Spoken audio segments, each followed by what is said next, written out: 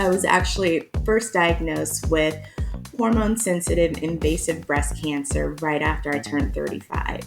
And unfortunately, I had a recurrence before I was 40. And so throughout that process, I went through all the treatment. I had a double mastectomy, went through chemo, I had reconstruction, tamoxifen, and then with the recurrence had more surgery, radiation.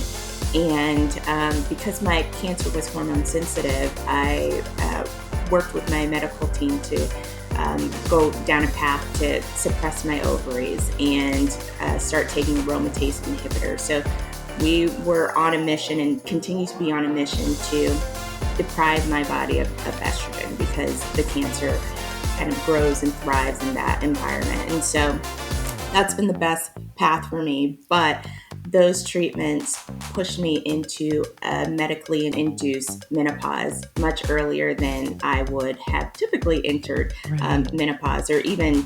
Menopause has long been tabooed and shrouded in secrecy, leaving many ashamed and embarrassed about seeking and extending support for this sacred rite of passage. Well, the spirit and mood have changed, and we're surrendering to curiosity, knowledge, and empowerment. In this podcast, I'm sharing my own experiences and point of view, peeking into the lifestyles and rituals of people experiencing menopause, and tapping into experts for their take on the pausal phase.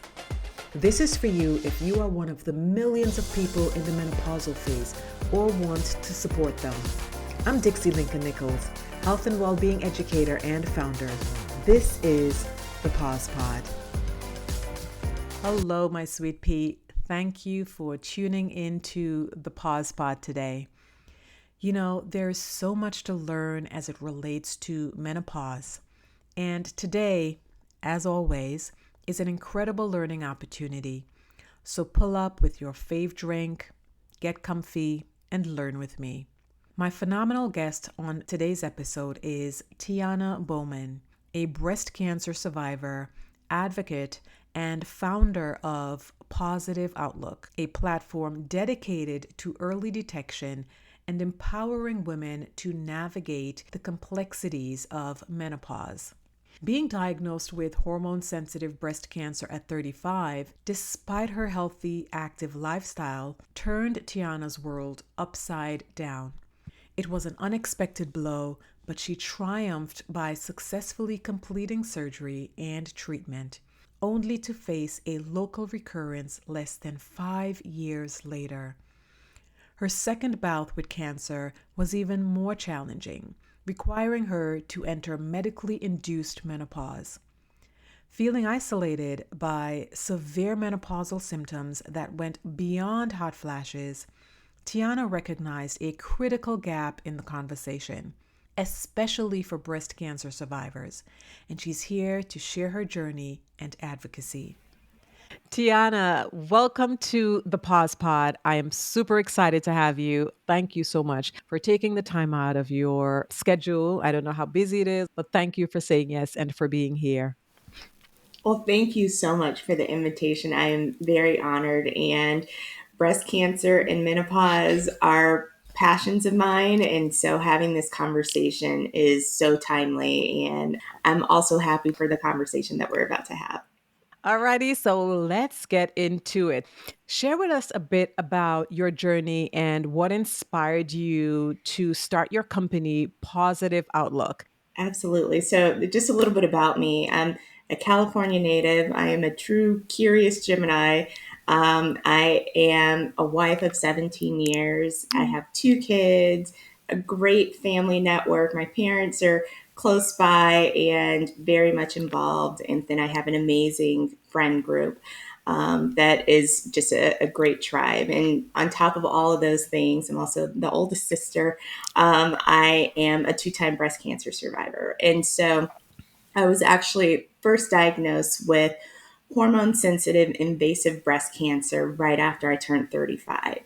And unfortunately, I had a recurrence before I was 40. And so throughout that process, I went through all the treatment. I had a double mastectomy, went through chemo, I had reconstruction, tamoxifen, and then with the recurrence had more surgery, radiation.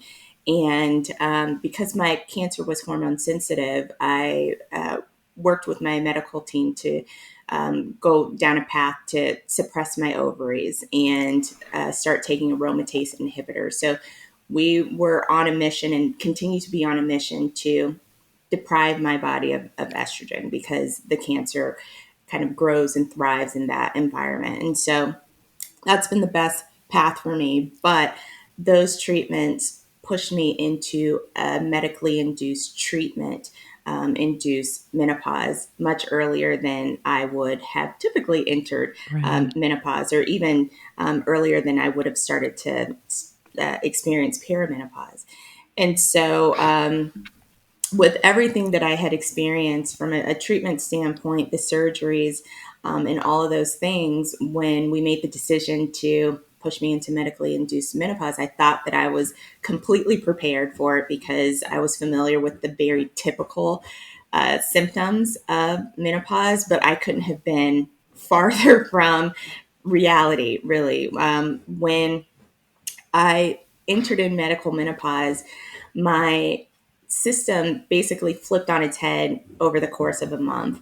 And it left me with a lot of questions that I had to ask my medical team. I had to do a lot of research on my own just to understand what was happening with my body. And the more that I learned about the menopause journey in general, what perimenopause even is, and some of the preventative things we can do from a lifestyle standpoint, the more that I wanted to talk about it and start asking my mom, how did you experience this? Bringing up to my girlfriends, hey, did you know that what we might be experiencing might be perimenopause? And so the more that I talked about it, the more I was like, I have to share this with everyone. And so I created a blog called Pausitive Outlook to explain or kind of describe my new internal set of or way of being, and then my external view of the world moving forward. And my mission in establishing Pausitive Outlook was to create a space to educate women about the importance of early breast cancer detection. Because finding my breast cancer early is really what has optimized my health outcomes, and to also provide resources for women who are going through the menopause journey, because there's a lot out there. And so I really wanted to make sure that no one enters into this space uninformed or unprepared or feeling alone, because this is a long time of life and a time to be celebrated. And so I really felt like creating a platform to foster community and conversation was a way to do that. Wow, that's incredible. Thank you, first of all, so much for being so vulnerable and sharing. And I'm sorry to hear that you had to experience so much at such a tender age, and not once, but twice. What impresses me most and what I'm super thrilled about is your outlook. See how I did that? Positive Yes, outlook. I do. I like that.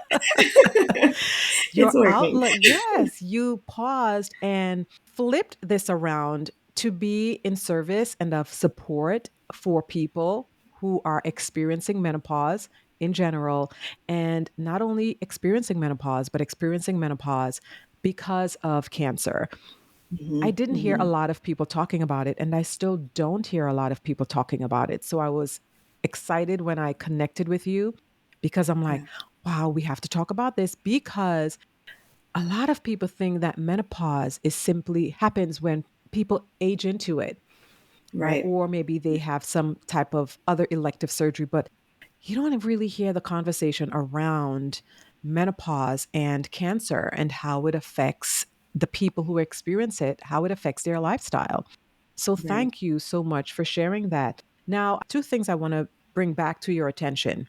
Hormone sensitive breast cancer is Hmm. one. Some people may not know what that means. So, can you share with us what is hormone sensitive breast cancer? And I'm having a brain fog right now. So, while you tell me that, I am going to try to remember the other thing. Okay. Okay. Hormone sensitive breast cancer is essentially cancer that thrives and grows in an environment where the body is producing estrogen and progesterone. So About 2/3 of breast cancers that are diagnosed every year are hormone sensitive. So the acronyms that you may hear, ERPR, so that would be estrogen progesterone positive, meaning that in a lab environment, when those cancer cells are tested, um, the results show that they do respond and grow in an environment that has estrogen. And then HER2 negative is another classification of a type of cancer. And so in that situation, the typical protocol, what I've learned at least, is that removing the cancer is the first, move to reduce the risk of recurrence, and then putting patients on a protocol that would essentially deprive their system of producing more estrogen and progesterone in order to prevent a further recurrence is the typical protocol of care. So that's what I have, which is actually kind of atypical for Black women. Black women are typically diagnosed with triple negative breast cancer, meaning Mm. that the cancer in their bodies doesn't necessarily respond to a treatment plan that would remove hormones from their body in order to control the cancer. So I hope that helps. Oh, no, that helps a lot. I mean, you gave us so much background information. You horned in perfectly on what estrogen sensitive breast cancer is, because again, the term gets thrown around, but I know because I've also had conversations with women who aren't sure what it is. So I'm thinking there are some listeners that might be out there who don't know what this is. And this explains perfectly what it is so that it makes sense and they can put things into perspective as you speak, Yeah. right? About your Yeah. experience. Yeah. Yeah. Okay. So, let's talk a little bit about the cancer journey, when it started, how you found out. I mean, one of the things that you said was early detection, and Mhm. your outcome is positive because you detected it early. When did you detect breast cancer? And if you don't mind me asking, how old were you at the time? And how has that early detection shaped your life and what you're doing and able to do today? Great question. So I actually found my breast cancer through a self breast exam. Like I said, I have two kids, and I breastfed both of them for a year with the hopes of just trying to prevent any adverse health impacts. And so after I had finished nursing my daughter, I had started to deflate, which is normal after nursing. I was taking a shower one day and remembered, just randomly, not because it was my normal ritual at that time, but I had just remembered to just do a self breast exam, and I felt a lump in my left breast, and it shocked me because that was not something that I would have expected during nap time, taking a quick shower. But I remember being a little bit nervous, but brushing it off because in a previous appointment, after I think nursing my son, my nurse at the time had said that it's normal after breastfeeding to have lumpy, bumpy breasts, and we tend to get into a new normal Mm. after breastfeeding. And so after I felt that lump, I thought, this is scary. This seems very stereotypical that I would find a lump, but I'm only 34. Mm. I was only 34 at the time, and I didn't have a genetic predisposition for breast cancer. And I just thought I was too young for it. And so I scheduled an appointment with my OBGYN, who's also a good friend of mine, to just understand what could be happening. And she made a referral for me to get a mammogram. And so I took my referral, but I also took my time getting it done because I was busy at the time. And when I finally did go in to get my mammogram, um, I remember the technician saying that she saw something suspicious on the mammography report, and she was saying that in real time, which was kind of a surprise to me. And she recommended that I get an ultrasound that same day as well. to get a better look. And so during the ultrasound, it became pretty clear that there was a mass there that needed to be biopsied and observed. And so I got my diagnosis just a couple of days after that I did have breast cancer. And so all of that was because of the self breast exam. And after going through the surgery and evaluating my cancer, I learned that it was late stage one. Um, it was invasive, but it was late stage one. And typically, cancers that are in stage 0 to stage 1 have the highest 5-year survival outcomes. The survival outcomes are typically over 90%. Right. And so, finding breast cancer in those earliest stages is crucial for longer term survival rates. And so there's also this really great app, and I volunteer for this nonprofit called Know Your Lemons, and they share information about how to do a proper self breast exam and how to make sure that it's a part of a monthly routine, because when breast cancer is found in the earliest stages, it's the most treatable and the survival outcomes are the strongest. Wow. That is so important to share. And thank you again, of course. Younger people never think that it's going to happen to them because they always think, I know I thought I was too young for this. And I've always been Right, trained to think that this is something that happened after 40 years old. And right. so when I was 40, I never thought of breast cancer ever being possible for me prior to 40. My daughter is going to be 34 years old. And I am having this conversation with her. Do your breast self check exams. I Mhm. have a 21-year-old and I'm having the conversation with her as well. So, your case shows the importance of breast self examinations. It does. What advice would you give to younger women? At what age do you think they should start examining their breast, since it's breast cancer is beginning to show up earlier and earlier for young women, and I know it's beginning to be of concern in the Black community. So what Mhm. age should they start breast self exams? I think start immediately. Start after the menstrual cycle. Starts. I mean, at least by age 20, I would say to start self breast exams.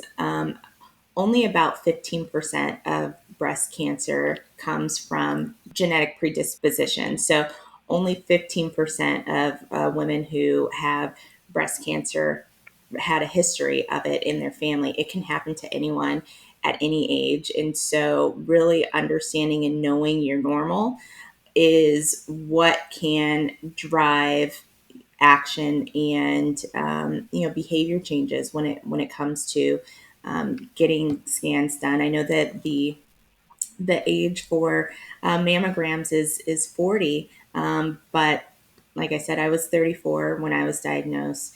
About 16% of women who have breast cancer are under the age of 50. So it can happen before that. The average age of typically getting breast cancer in the US, the average age of a breast cancer diagnosis is 62.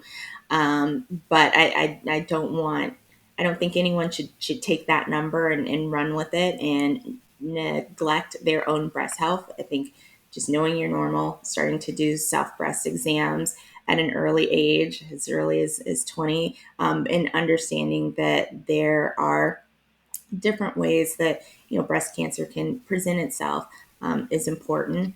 But then I think being on a hunt for breast cancer all the time is not necessarily something to do. I don't want to instill fear, but it's really just getting comfortable with your own anatomy. And if something changes or starts to seem a little bit off, don't be afraid to ask the question, because the earlier that a question is asked, the earlier that action can be taken and survival rates can be maximized. Absolutely. I see this as an invitation to be in attunement, know the sensations of your body so that you'll know Hmm. if you have to take action if something happens, when to take Right. action if something happens. You may not know how, but at least if you know your body and you are attuned with your body, the sensations of your body, you'll be able to notice, like you did, something's not quite right. Let me get this check Right. out. Even though it's post breastfeeding, I'm told it's a bit normal to have lumpy breast, you still followed your gut. And I think intuition is so important here. It Let is. it guide you. It never hurts to go to the doctor just to be sure. So you were proactive. And that really is the call to action, I think, to be proactive. And one way to do that is by breast self examinations. It is, yeah. Self examinations are key. I was proactive, um, but I was also surrounded by a very strong support network. I have good insurance, so I wasn't afraid of going in and scheduling an appointment. It was easy for me to do. Like I said, my good friend is my OBGYN, and so having that relationship with her made it a lot less scary to go in and ask that question at 34, and a lot of women don't have that. But I, I don't want hurdles like insurance or maybe not knowing the OBGYN or even PCP well to be a barrier to getting care. There are free resources for mammograms and screening that can be found on Know Your Limits. They can be found on the American Cancer Society's website, breastcancer.org. So there are free resources.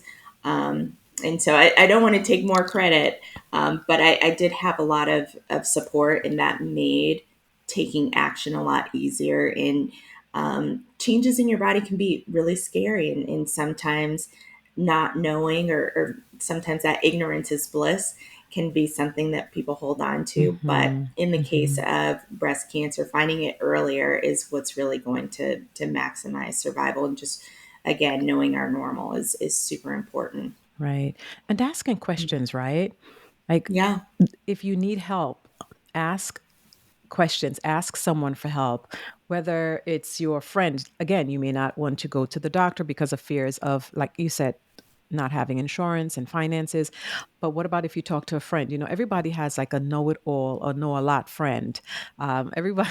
So go to that friend, talk to them about, Right. hey, what can I do? Share your worries and your burden with someone who can help and support you. But again, there's also that aspect of not having the community. You have a strong community.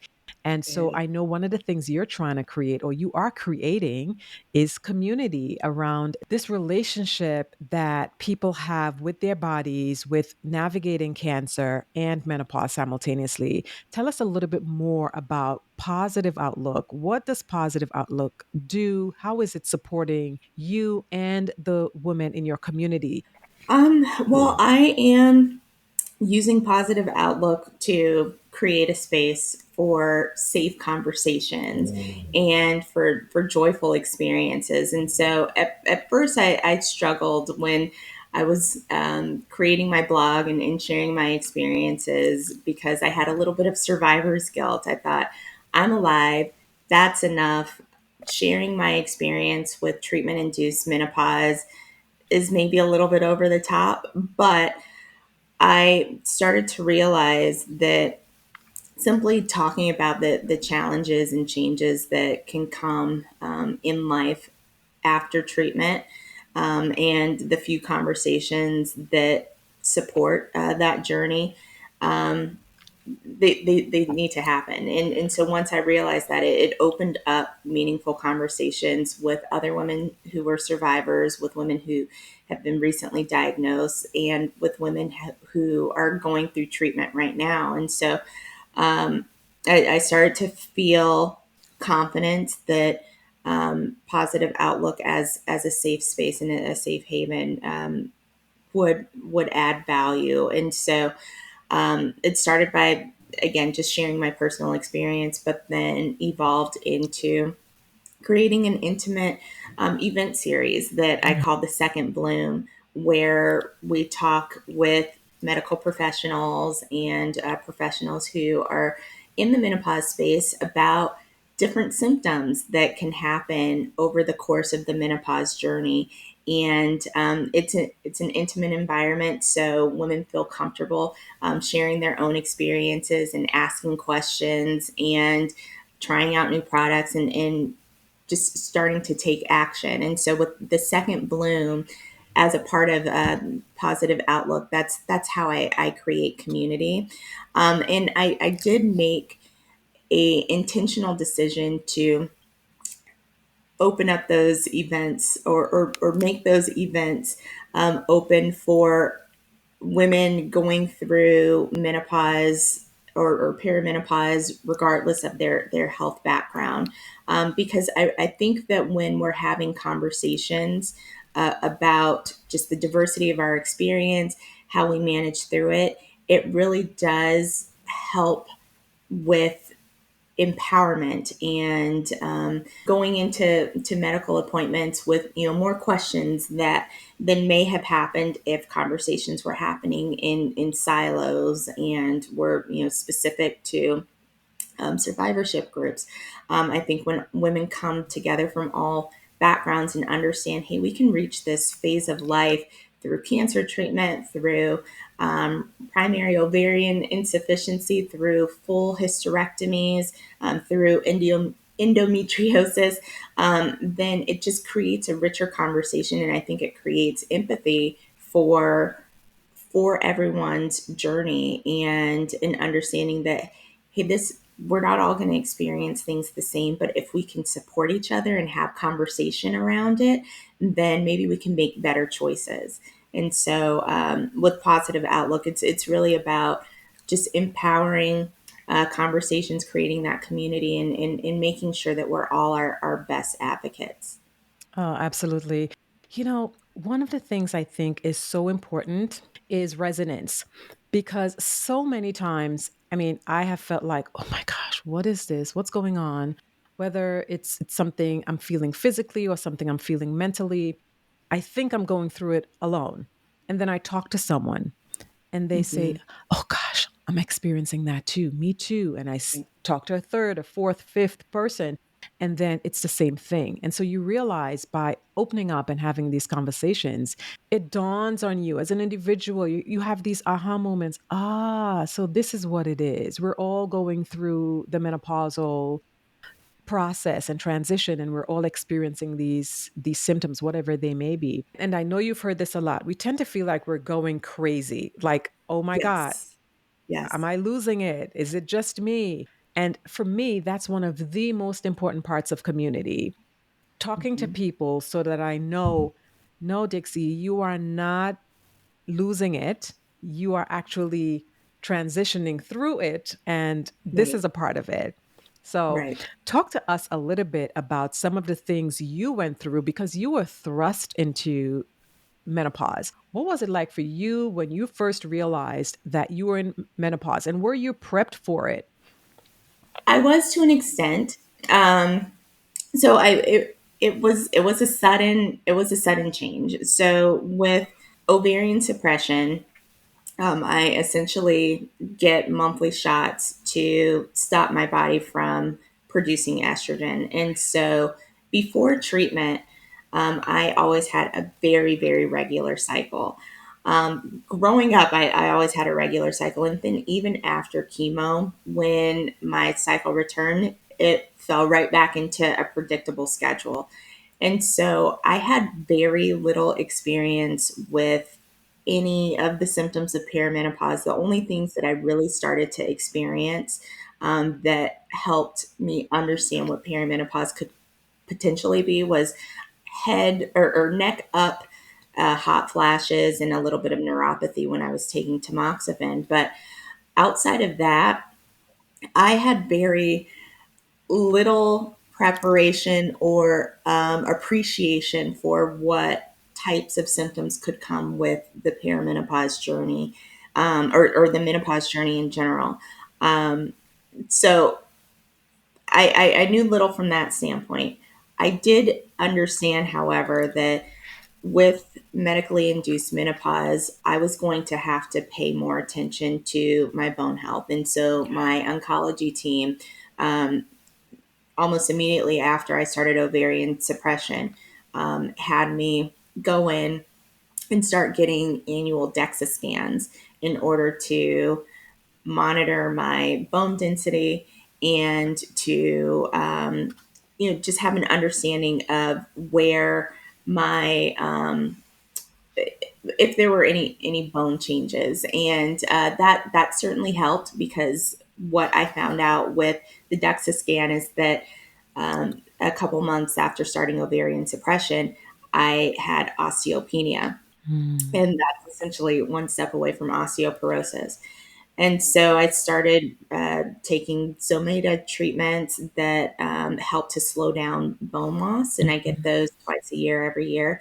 And that's been very helpful. And I did understand that risk of osteoporosis increases with menopause. That's a risk that women who enter into it naturally also have to deal with. But my risk was just accelerated Right.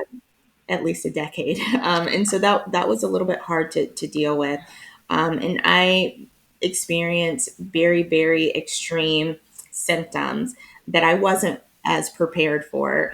They're typical. I'm learning that they're more typical, but um, once I started, or when I started the ovarian suppression process, I was not prepared for the raging hot flashes that I had almost hourly. I had vertigo, and I had heart palpitations. And so I spent time in the ER. I had to get an EKG just to understand what was going on. And everything turned out to be fine, but I wasn't aware that heart palpitations or benign dizziness could be a part of the menopause journey. And I wasn't aware of how brain fog could impact my day to day. I mean, to the point where I would lose my train of thought in the middle of a conference call at work, and it really played a number on my self esteem and Yeah. just my self worth. But I did realize that I at least could point the symptoms that I was dealing with back to medically induced menopause. But for women who enter into, um, perimenopause and go through the menopause journey naturally, having a marker, a clear marker, is not there. And so I started to have a deep empathy for women a deeper empathy for women who go through it naturally, because if we don't realize that our symptoms can be tied to this transition in life, then, to the point that you made earlier, we can start to think that something is wrong with us, and just not know what to trust, what things should I change in my life in order to, make these symptoms go away. And so I do think that understanding that the journey can, vary from a medically induced standpoint to a natural standpoint, but then having those conversations is really important, because we're I know that I feel a lot less alone when I have those conversations. So it's one heck of a journey. That it And is. I think having the extreme symptoms was really hard for me, and it continues to be a challenge. But my silver lining is that I know for sure what they're tied to, and I think just talking about how wide ranging symptoms can be can make other women feel a little less isolated when going Yeah. through the Yeah. entire journey. You said it. It's a heck of a journey. And one that we're going to be on for the rest of our lives. I mean, I'm Right. 4 years in postmenopause, and I was Hmm. having some heart palpitations last week. And I said, "Oh, God, not again."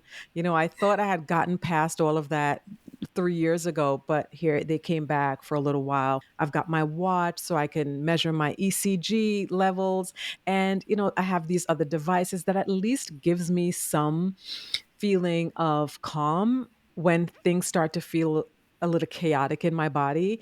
Because, like you said, and so many of my friends have said this and done this, I'm going to the ER. Because for us, it's we rather go to the ER and be safe than stay home, and these things are happening to our bodies and we're not quite sure, and so we just go to the ER. So yes, the ER numbers add up for menopausal women because they are back and forth making trips to the ER when they never even went to an ER in their life. So these are some of the challenges. Any other challenges that you are experiencing currently or experienced and had to navigate? So I've faced, quite a few challenges when it comes to the symptoms that I've dealt with. But I would say the biggest has been kind of mourning my premenopausal self, while adjusting to the changes that happened over the course of a month. It was really fast, but to see those changes happen so fast, was tough.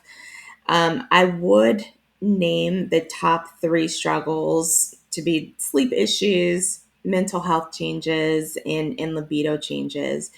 Though when I think about, what I wish that I still had from a premenopausal standpoint to where I am now.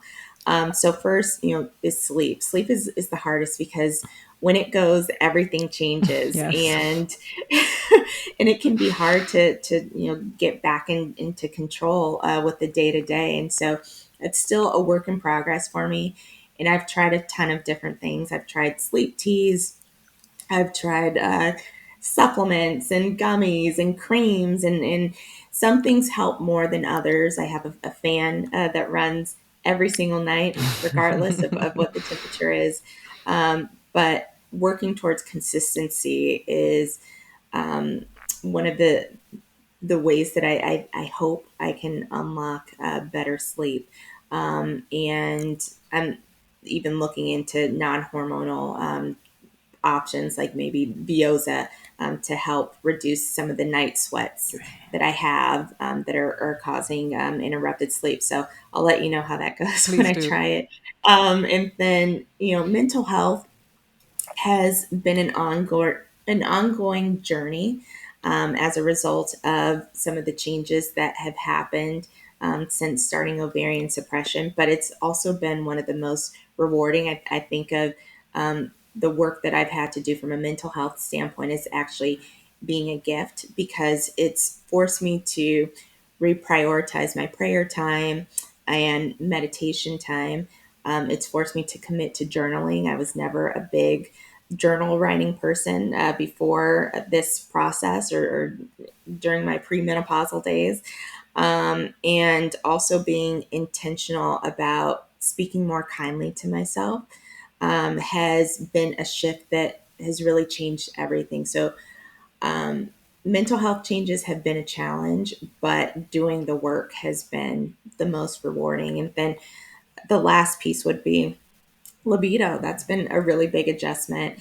And working with sexual health coach Gabriella Espinoza has also been a game changer for me. And her philosophy is that pleasure is so much more than just physical intimacy. It's really reframing and focusing on the day to day things that bring us joy. I mean, it's simple things like, for me, it's when I open up a bag of chips and I get a fully formed chip. It makes me so happy. But just realizing how, that mind body connection and the joy that comes through, um, just enjoying the things around us is critical. And so leaning into that more from a day to day standpoint has helped me get to a place where I can more easily unlock that mind body connection that helps with improving libido. And then one other piece of that, because it's not just the mind, there are physical changes that happen during the menopause journey that have to do with dryness, vaginal dryness, is that I have also started taking vaginal estrogen. It's a localized treatment that women with a history of breast cancer can take. I'm not a doctor, but in the conversations that I've had with my medical team, it is a okay for me to take that, and I think that has made a difference as well.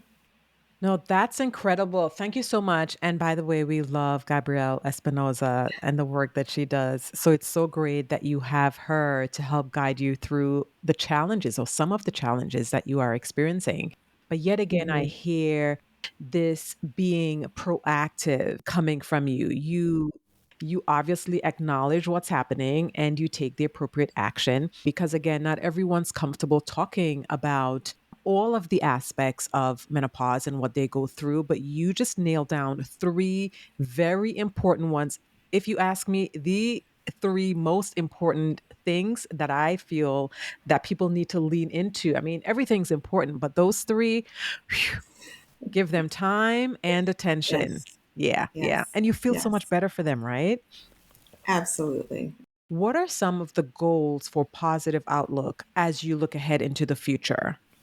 That's a great question. I am really excited about continuing to host gatherings, but also collaborating with other women to amplify the message.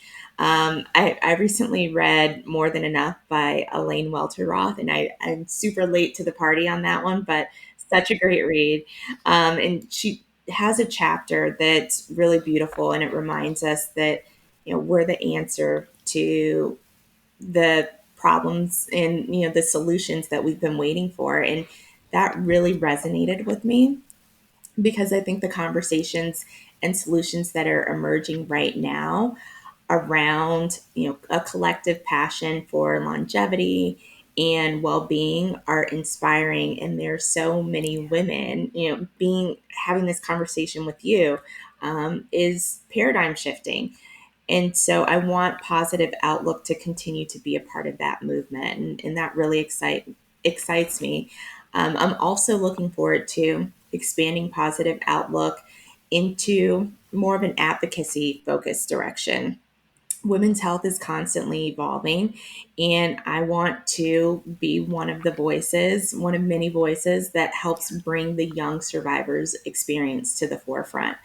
For example, I had, hormone sensitive cancer, and the protocol for preventing recurrence is hormone deprivation. But my biggest question is, how do we balance that need for hormone deprivation, which is critical for survival and longer term outcomes? And it does impact nearly 2/3 of the cancers that are diagnosed. But how do we balance that with the growing evidence for how important hormones are for long-term health in women in general? I find myself wrestling with the question: are younger breast cancer survivors like myself at higher risk for heart disease or dementia or complications for osteoporosis? I think that those are critical questions that need to be answered. And from an advocacy space and talking about quality of life, I think we can get to that point. And so, with all of the momentum that's happening within the menopause space, and with new options that are emerging for women who have not had a history of cancer, but women who have, I just hope that this wave of new awareness and the conversations that we're having opens up the doors for women who are surviving breast cancer diagnoses, because our detection tools are getting stronger and long-term survival rates are improving. And so as we think about life after that treatment bell, I want to make sure that young breast cancer survivors are involved in that conversation. And so that really excites me about the direction of Positive Outlook in the near future. That excites me. That you're so excited and that you're here in the conversation with Positive Outlook and the work that you are doing and want to continue to do. I think you are the answer for the future and you are the bridge between what was and what is. And you're also the bridge between the younger generation and the older generation when it comes to this well rounded, robust conversation that's happening around menopause. So I am hopeful that voices like yours will be the change that we need.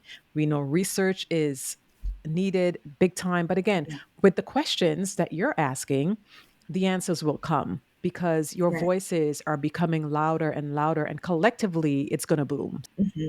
Now, I want to switch it up a little bit to your self care practices. What are some self care rituals that you indulge in to help optimize your well being on a daily basis, on a consistent basis? Three, share Start. three with us. Okay, three. Let's see. So I start, my mornings are critical for me. And so every morning I start with prayer, devotional, and gratitude journaling. I literally will not get out of bed until I do those things. So my morning rituals are so important because they set the tone for the day and just help from a grounding standpoint. And the next thing that I prioritize and am very consistent about, and it's a non negotiable, are my daily walks. Mm. I have a dog, he is very active, so he holds me to that. So sometimes we go on long walks, sometimes it's a short walk when I'm picking my daughter up from school. But I have to get that in because it's also a time for me to reset, to feel the sun on my skin. I'm in California, so I have the advantage of being able to do that more often than most. But my walks are critical, and then the last piece, and again, this just goes back to supporting mental health, is I've added on a nighttime journaling, a routine where I reflect on three questions: what I love about myself, what I'm proud about for the day, and then Mm. what I need to forgive myself for. Because before this journey started, I would always, and I still have to fight against it, but Mm. replay the day, and at the end of the day, that would always kind of take on a negative spin, and I would go to bed not feeling as peaceful as I would hope to. So, just changing up my nighttime ritual has been critical. I mean, that's coupled with washing my face, doing all the things, but my morning gratitude journaling, my walks, and then my nighttime reflections, and just reminding myself of what I love, what I'm proud of, and what I forgive myself for, or key for getting through this Mm. time. I love that. That sounds like a journal. Like a journal in itself. Like your self care Yeah. rituals sounds like a journal. I love that. Thank you so much for sharing them. What advice would you give to younger women who are experiencing menopause as a result of cancer? I think it would be to be patient with yourself first. Second, and also equally as important, is don't be afraid to ask questions and advocate for yourself. And don't always feel like the first answer that you get back is gospel.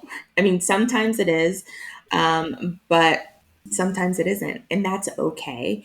I think starting to read up on the long term health effects of menopause is critical because the way that we eat.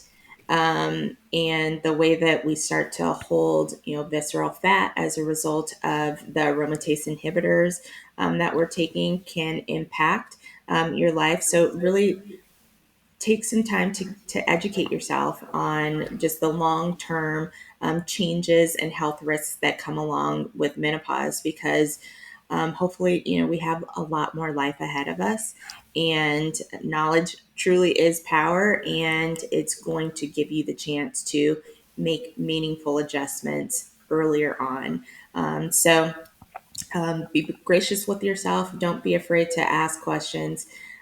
Read up, and then I think the last piece would be a bridge between your care team because we have technology. I have my health online, and it's great, but I think we also have to be stewards of our own health and make sure that our oncologists are in alignment with our gynecologists, our PCPs, all of those things, because it's easy for the details to get lost in the shuffle. And so, if you are the bridge and connecting the dots between your care team, I think that your health outcomes in general are just going to be stronger. That is such incredible advice and insight. So, if you are a young woman out there listening to this podcast, know that there are resources, and Teyonna is one of those resources. She's got Positive Outlook, and what a beautiful community she's creating to uplift people, not just who have cancer or who are experiencing menopause because of cancer, but for menopausal people, period. So definitely lean into the advice that she's given. And our last question is this, it's a hypothetical if and what question. So, if Positive Outlook received a substantial grant to develop a new program specifically for younger women facing premature menopause due to cancer treatments, what key elements would you want to include in the program, and why do you think they are essential? Thank you for asking this question. I love this question, and it gave me some really interesting things to think about. And so I'll start by just saying that about 16% of women diagnosed with breast cancer are under 50. We talked about that a little bit earlier. But what's even more concerning is that early breast cancer diagnoses in women under 50 are rising at faster rates than women above 50. And so there was a report that recently came out, and it outlined that women over 50 are getting diagnosed with breast cancer at an increasing rate of about 1%, but for women under 50, that rate is about 1.4% each year. So the rates of younger breast cancer diagnoses are increasing. But again, we have better early detection tools. And so that's helping with survival outcomes. And because of that, I think more focus needs to go towards long term quality of life care Mm. for women who make it through.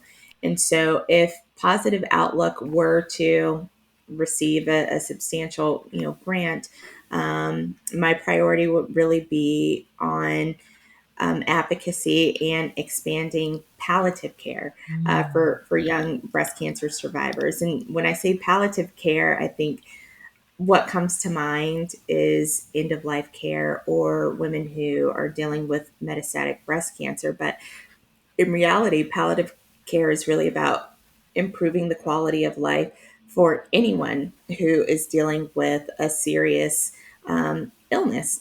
And that also includes their care partners. And palliative care, when it works well, is an interdisciplinary approach. And so it's bringing together multiple specialists. And I think for breast cancer survivors, that would be bringing together oncologists, gynecologists, therapists, sexual health experts, nutritionists, cardiologists, sleep Mm. specialists, to work together in order to create treatment plans that align with that woman's goals and her values. I would love to see a dedicated survivorship navigator for young breast cancer survivors after active treatment ends. For perspective, when you're first diagnosed, many hospitals or private care facilities connect you with a nurse navigator to help when it's time to schedule appointments and to answer questions during treatment. But once that active hands-on treatment is over, you're often left, I know I was in some areas, left to figure out things on your own. And so having a structured support system where survivors have access to specialists beyond just their oncologist would really be life changing. And so I think that that's critical. And then an element that would have to be covered is access and affordability to that care. And so I do think many survivors can struggle to afford care once insurance covered treatment ends, which can make some of the follow up support to address the symptoms that come along with medically induced menopause feel like a luxury instead of a necessity. But I think with access to care and proper affordability, that would remove the barriers, the financial barriers to getting the care that women who have survived this disease deserve. And so I think being able to access care without additional stress after going through this journey would really be a paradigm shift. You know what? If I had the money and this was a real thing, I'd write the check like right now. Because it's check worthy. What I'm hearing from you is it's way more than surviving breast cancer. It's about thriving after you survive. And you are creating these spaces and community for that to happen. And I think that is ultimately the goal: survive and thrive. Beautiful. Thank you so much, Teyonna, for coming on to the Pause Pod and having this chat with me. Thank you for having me and for creating a space for diverse voices to come in and share stories, because just like what we talked about, that makes all the difference. It makes us feel less alone. So I just appreciate your platform and the opportunity to have this conversation. I think that being our best advocate is, critical, whether you have a history of cancer in your life or any other health issues. I think we know our bodies best, and so when we speak up and ask questions and push our care teams who have our best interests at heart, but have a lot of patience to work through. When we stand up for ourselves, I think that we're all better off. It makes this time less isolating, and it makes medicine work harder for us. So I just appreciate this time, and this was fantastic. You're welcome. Listeners, thank you so much for tuning in. As usual, let's perimenopause and prosper. See you next time.